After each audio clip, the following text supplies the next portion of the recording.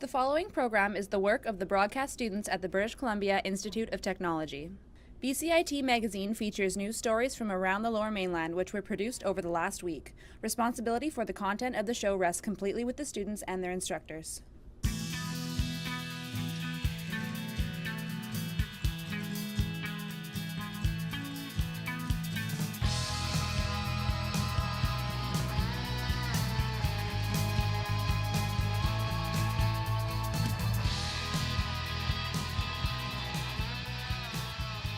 Today on BCIT Magazine, homelessness is on the rise in Surrey. A nonprofit takes on harassment at nightclubs through education. And the LGBTQ community combats suicide with an art exhibition.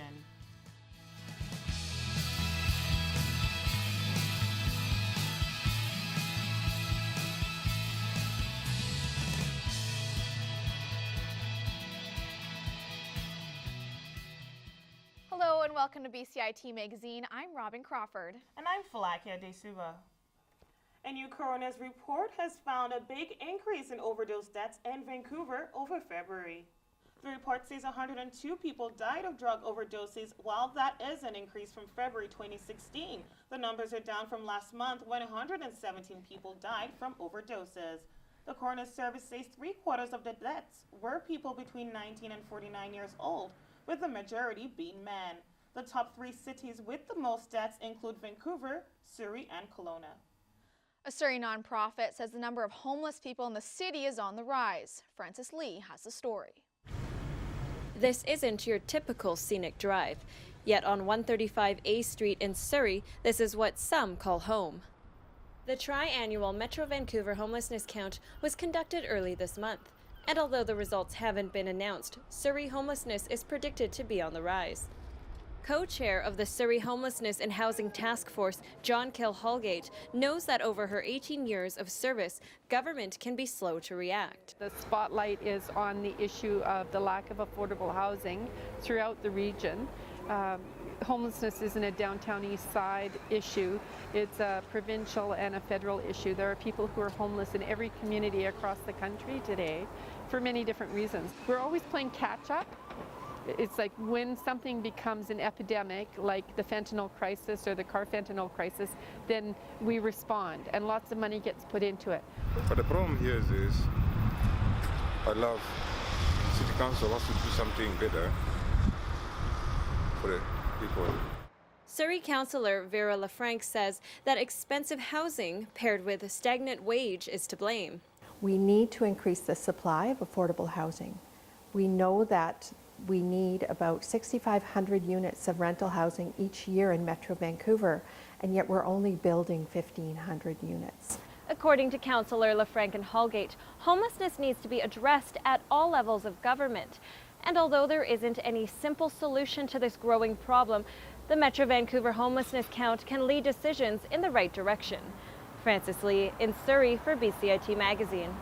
We are now joined by Francis Lee. Francis, is there anything that the city is doing to combat the rising numbers? Yes, when I spoke to Councillor LaFranc, she mentioned that the city opened up 3 brand new shelters in just 2 years. And Francis, how is the issue important in the provincial election? According to Councillor LaFranc, she mentioned that the provincial government should focus on a poverty reduction strategy for the upcoming provincial election. And when I spoke to homeless advocate Holgate, she mentioned that the government should focus on being more proactive as opposed to reactive. Back to you. A community-based campaign is training workers at Vancouver night spots to stand up against sexual assault. My co-anchor Robyn Crawford has the story. Nightlife in Vancouver. It can start with a good night out and end in devastation. Right now, people getting drugged or the date rape drug in their drinks happens all the time, and venues don't know how to deal with it. They'll put them in a cab. Sometimes they won't even call the cops. They'll make them leave the venue. 1 in 5 people in Canada will experience sexual assault during their night out. Less than 10% of them will be reported each year. Unfortunately, I think every lady can say when you go out Every time there's some creepy dude, or it's just this nightlife culture, this kind of rape culture that we're putting up with and we're accepting, and I don't think it's acceptable. Good Night Out saw a problem and did something about it by training bars and clubs on how to deal with sexual harassment and date rape drugs. And for several Vancouver bars, the decision to get Good Night Out certified was a no-brainer. This is something that I implemented as soon as I got in, I implemented this right away. But this isn't just for date rape drugs, and in the middle of a fentanyl crisis, the not-for-profit is taking extra steps to protect Vancouver's nightlife scene. So our bar staff received Narcan training, so the anti-overdose drug, as well as sexual harassment prevention training and how to deal with situations in the nightlife space for our security, our staff, everybody. The 4 Vancouver venues that are Good Night Out certified also cater to making the LGBT community feel more safe. I think it's important that women and LGBT folks across the city can go to places or go to a venue and go see a show, but not be worried. You know, we're all just people, and it can happen to anybody without even really noticing. It could be your significant other, your friend. Because in the end, we all want to have a good night out. Robyn Crawford in Vancouver for BCIT Magazine. Members of the LGBT community are trying to tackle difficult subjects like suicide. My co-anchor Folake Adesugba met with a researcher who's trying to change the conversation. Dr. Olivier Folake is one of several local researchers breaking the silence around suicide in Canada, especially when it comes to suicide in the LGBTQ community. He arranged this exhibition of works made by 29 gay and bisexual men who either thought about, attempted suicide, or lost someone to suicide. The goal is to help address the lack of dialogue about the issues their community face. Give them a camera to take photographs that depict their story with suicide. They feel their artwork speaks for itself. Aaron Purdy works at the Health Initiative for Men and helps many LGBTQ people who come through their doors. He has experienced heartbreaking stories through his work. As the kind of intake person, I was able to talk with them and really hear for the first time the amount of violence and stigma that had been enacted on this person. Folake published a study in February that analyzed suicide rates among HIV-positive gay and bisexual men. What he found was that they face stigma, not only based on their sexual orientation, but also often due to their HIV status. Folake's data was taken from 673 HIV-positive men who completed the Sex Now survey. Due to their HIV status, these men experienced being socially excluded, 57%, verbally abused, 17%. Within this group, 22% reported suicide ideation, with 5% actually attempting suicide within the past year. There's other countries that have national strategy for suicide prevention, but we do not have one in Canada. The silence around this issue is what led to this art exhibition. The photographs have been compiled into a book which can be ordered through the Men's Research Health website. Dr. Folake believes the book can be used to initiate conversations about suicide. Folake Adesugba in Vancouver for BCIT Magazine. After the break on BCIT Magazine, Vancouver's craft beer scene takes top spot. And cherry blossoms finally start to bloom across the region. Everything is changing to digital. Everything is online. People aren't just waiting for the 6 o'clock news anymore. People want their news right now. They want to be able to go onto their smartphone, onto the internet, and see the news that they want to see. Vancouver is growing at, a really rapid rate, the Lower Mainland even, and with the tools that we're given here, we're able to cover all of that. Welcome to BCIT Magazine. I'm Adesugba. In the program, they really leave it up to you. I mean, the help is there when you need it, figuring out how to use the programs like Premiere, Audition, and figuring out how to use the cameras. But it's up to you to sort of experiment and figure out what you can do when you go out in the field. They brought candles and flowers to remember the student who lost her life yesterday. Teresa May says the international community condemns Moscow. They really make sure that you know the basics and you are able to put out a quality product. I'm Brady Tretanero. And I'm Adesugba. Thank you for tuning in to BCIT Magazine.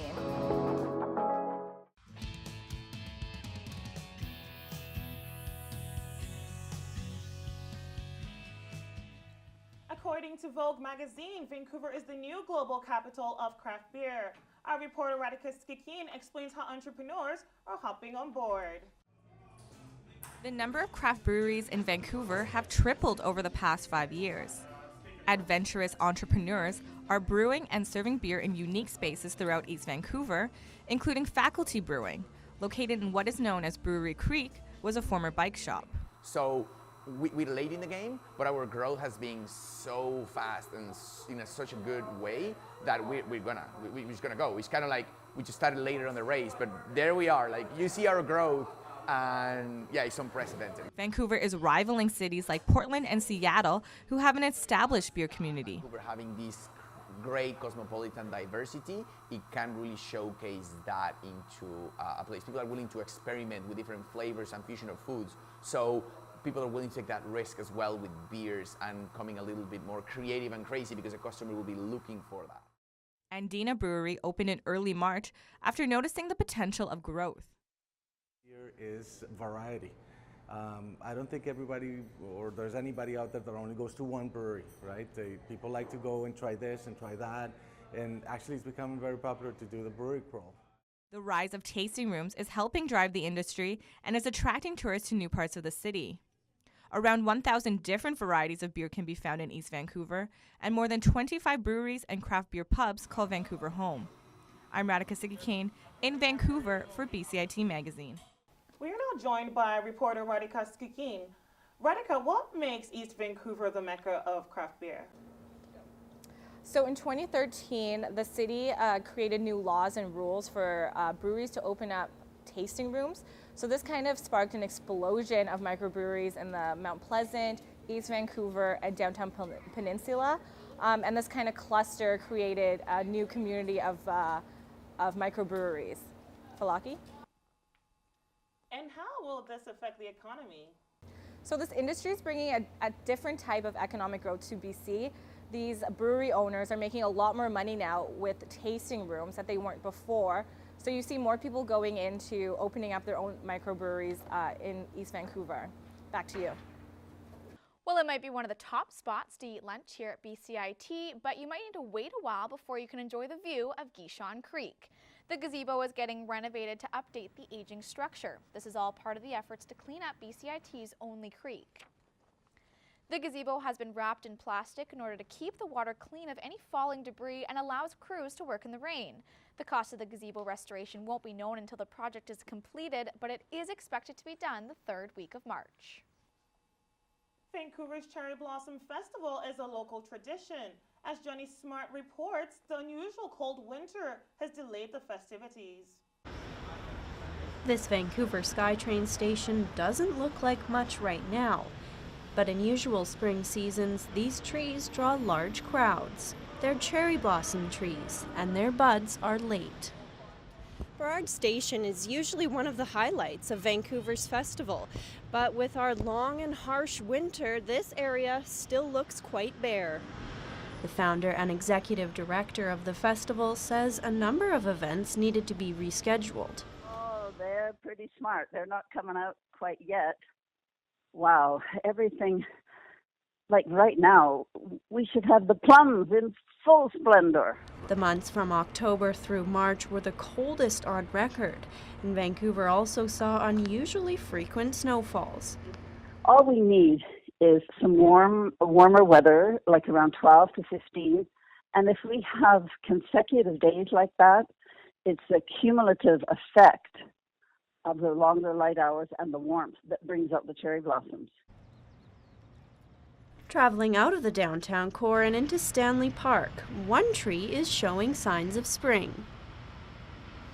Well, from where I'm standing on the seawall in Cole Harbour here in Vancouver, I seem to have found one tree that's about ready to bloom here. It's a bit ahead of some of its other brothers and sisters around this area.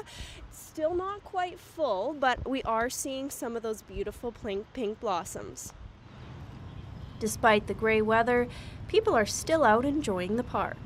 2 weeks, this has problem. It has flowers. Just love the cherry blossoms, and even if they're a bit late, they'll still bring me much joy. We've been coming here for the last 40 years and enjoying the spring in this park. As I say, I don't think much about when the trees are blossoming or not, but definitely a late year, probably a couple of months late. So. Late spring or not, nothing will keep Vancouverites away from the outdoors. Johnny Smart in Vancouver for BCIT Magazine. Well, McDonald's announced earlier this week that their signature sauces will soon be available in grocery stores. Big Mac sauce, McChicken sauce, and Filet-O-Fish sauce will all be available this spring. Coming up on BCIT Magazine, the University of Victoria Vikes captured the BCIHL title in dramatic fashion.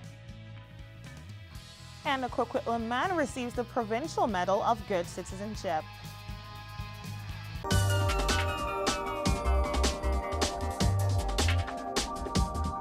I chose BCIT because I know that all the programs are very hands-on. We have our own radio station, like it's one of the best programs that I've ever heard of. I am starting a job on Monday, so confidence is high. Honestly, I didn't think it was going to be this fun.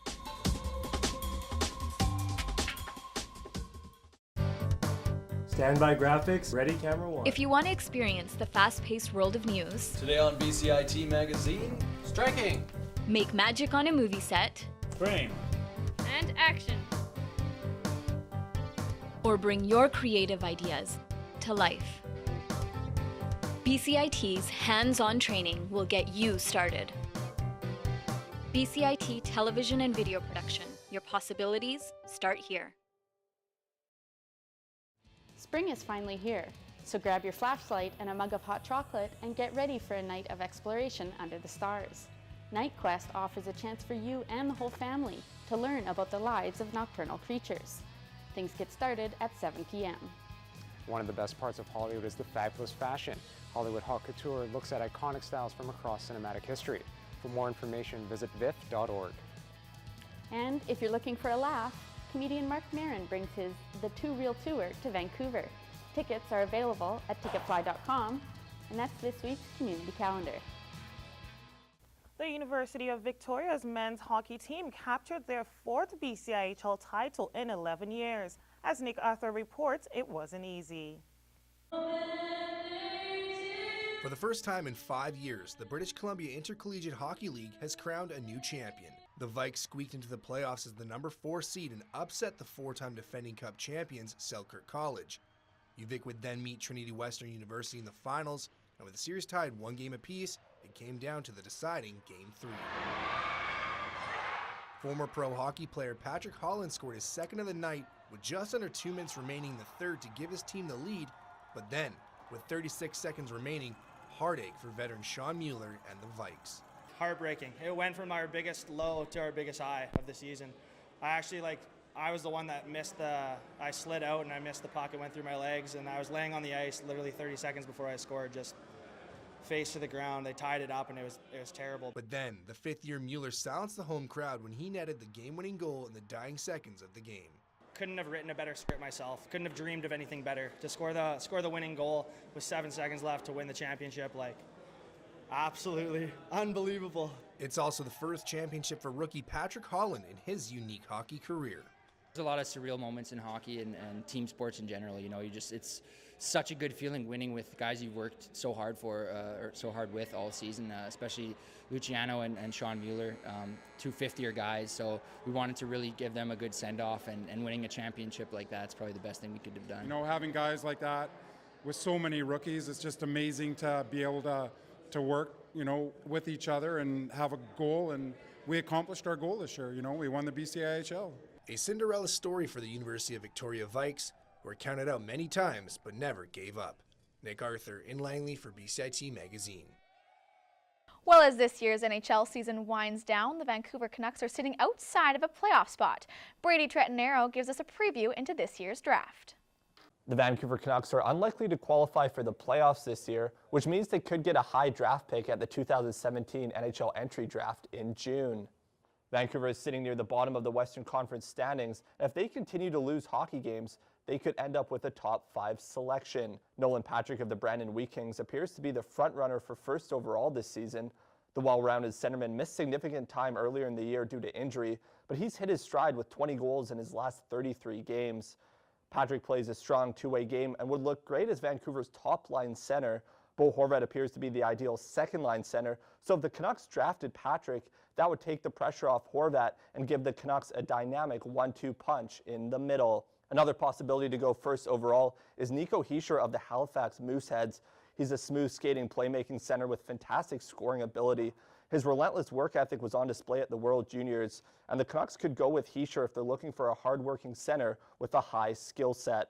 Michael Rasmussen of the Tri-City Americans is another player the Canucks should be considering. Rasmussen is one of the biggest, strongest skaters eligible for the draft at 6'6", 215 pounds.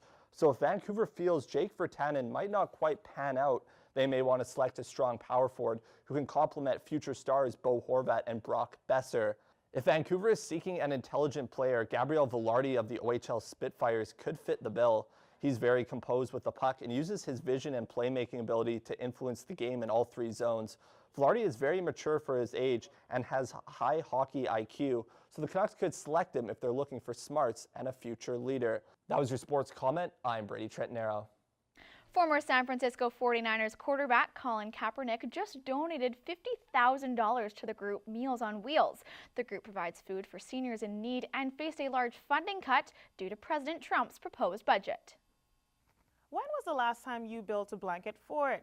A local nonprofit is looking to build the biggest blanket fort in Vancouver. We sent out our reporter Nicole to find out more.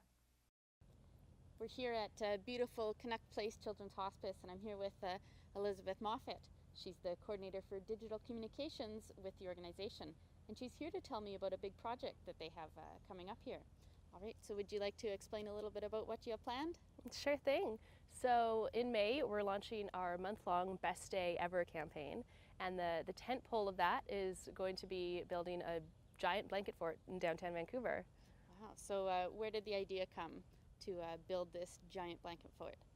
We were thinking about Canuck Place families and how they savor the life they have together every single day, and a lot of that comes from simple moments, just eating lunch together, walking in the garden together. And so from there we kind of looked at our own simple childhood memories, and a blanket fort is something I think that every kid can relate to, and kids of all ages and abilities can get involved with. So what are some of the challenges that you face in planning everything for building this humongous blanket fort? Well, it's not exactly something that can just come out of a box. There's no blueprint for exactly to how to build one, but I think that kind of is what makes it more fun. We've built a couple mini ones in the house with some of the kids, and what we've learned is you just kind of go with it. That's half the fun of the blanket fort, is to just take whatever you can get and figure out what you want to build. Yeah, absolutely. Well, I imagine with something as fun as blanket forts, I imagine that people will be pretty excited to lend a hand in any way that they can. Yeah, everyone that we've been talking to, both inside and outside of Canuck Place, has been really excited. They remember doing it as a kid, and yeah. Yeah, absolutely. So would you be able to give us just a little bit more information about Best Day Ever and what that's all about? Sure. So Best Day Ever, it's a month-long campaign celebrating savoring life with Canuck Place families, and how they get their best days out of some really special little moments, and about how Canuck Place is there to help them do that. And we're kind of playing off that to build awareness for Canuck Place, and also for a fundraising campaign to encourage people to give, to allow us to help create more best days for Canuck Place families. Excellent. Is there some place online where you can sort of figure out some of the, I imagine there's a lot of considerations as far as structure and that sort of thing on how to put this together. Where do you find those sorts of? We've been watching a lot of videos, sort of actually. We're on YouTube, and we're like, giant blanket fort. Yeah, and we're going to work with a local architect to help us out to get the logistics right. Oh, that's exciting. Very cool. Is there anything else that you wanted to say about this event and then upcoming things? I just want to invite everyone to come out on May 13th to Telus Gardens. We'll be there all day long. It's going to be a super family-friendly event. You can come check out the blanket fort and maybe even make a donation to Canuck Place. All right. Well, thank you for joining me, Elizabeth. Thank you. Thanks. Back to you. A Coquitlam man is being honored for his hard work and volunteering in his community. Caleb Harder tells us the story of Sandy Burpee and his impact on the Tri-Cities. Someone who is most worthy of the Medal of Good Citizenship. I would like to invite Sandy Burpee to join me today, please. Sandy Burpee will become the 34th person to receive the Provincial Medal of Good Citizenship. He was awarded the honor for his dedication to the community. Burpee says he began giving back to the Tri-Cities after he retired as a worker with BC Hydro. Since that time, I've been involved in a number of different things that respond to concerns and passions that I have. The most consistency with the homelessness issue in the Tri-Cities. His involvement in helping the homeless has led to the building of a low-barrier shelter in Coquitlam. Burpee's work has also spread to volunteering at the Share Food Bank and Coquitlam Search and Rescue. Thomas Sajak nominated him for the award. Medals like this, the recognition through medals such as the Medal of Good Citizenship, draws attention to the quiet, tenacious dedication that people in our community like Sandy put out there. Well, it is definitely an honor, for sure. It's nice to be recognized. It was a surprise. I think that I believe that there are a lot of people doing a lot of really good things in any community. For Sandy Burpee, it's another day's work, but to the Tri-Cities, he has made a lasting impact. Caleb Harder in Coquitlam for BCIT Magazine. If you have any questions regarding the show, you can contact us at bcit-broadcast.com or bcitbroadcastnews.ca.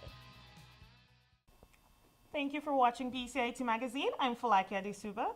And I'm Robyn Crawford. We leave you now with a time lapse of the Canuck Place Blanket Fort construction.